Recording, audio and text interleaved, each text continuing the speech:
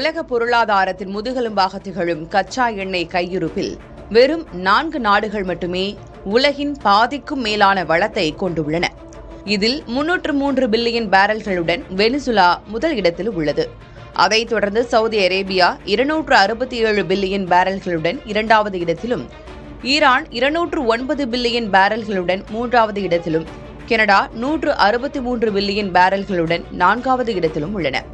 Iraq 145 billion பேரல்களுடன் ஐந்தாவது இடத்திலும், ஐக்கிய அரபு அமீரகம் 107 பில்லியன் பேரல்களுடன் ஆறாவது இடத்திலும் உள்ளன.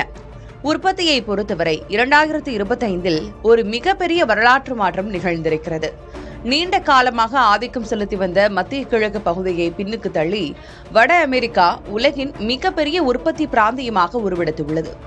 தினசரி 31 மில்லியன் பேரல்களை உற்பத்தி செய்து உலக விநியோகத்தில் சுமார் 30 விழுக்காட்டை வட அமெரிக்கா தன்வசம் கொண்டுள்ளது.